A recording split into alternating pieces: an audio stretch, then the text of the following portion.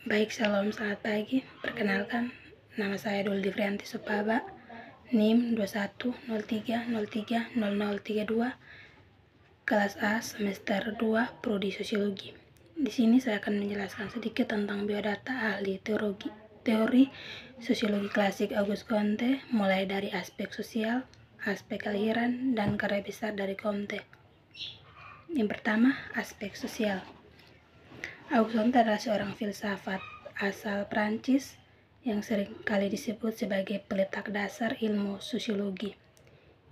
Ia juga turut memperkenalkan istilah sosiologi.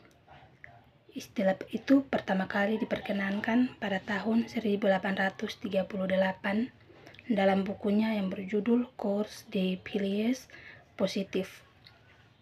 Dalam karyanya tersebut, Comte menjelaskan bahwa sosiologi berasal dari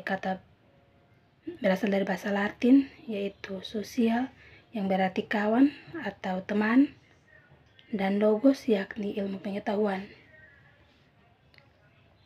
Dengan demikian, sosiologi merupakan satu cabang ilmu yang mempelajari tentang masyarakat, termasuk perilaku masyarakat dan perilaku sosial manusia, dengan jalan mengamati perilaku kelompok yang dibangunnya. Kelompok tersebut mencakup keluarga, suku bangsa, negara, dan berbagai organisasi politik, ekonomi, dan sosial. Melalui buku itu pula, Comte mengenalkan tahap perkembangan intelektual yang masing-masing merupakan perkembangan dari tahap sebelumnya.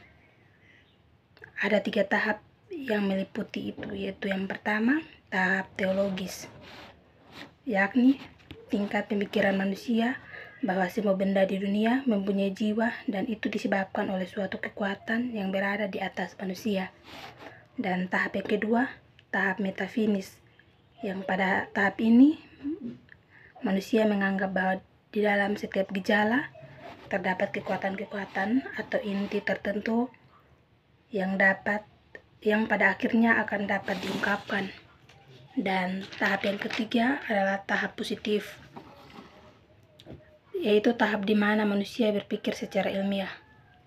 3 tahap perkembangan intelektual yang terakhir atau tahap positif pada akhirnya membawa manusia mengenal pemikirannya yang mazmur terhadap positif. Dan yang kedua adalah aspek kelahiran. Auguste Comte lahir di Montpellier, Prancis pada tanggal 9 Januari 1798. Nama aslinya adalah Isidore Auguste Marie Francis Xavier Comte. Ia adalah seorang filsuf terkemuka di Prancis. Auguste Comte mempunyai proyek besar bersama seniornya Henri de Saint-Simon di dalam filsafat positif. Walaupun Saint-Simon adalah orang pertama yang menggunakan istilah positif, namun Auguste Comte merupakan orang yang mempopulerkannya sehingga menjadi salah satu istilah baru dalam sejarah perkembangan filsafat ilmu.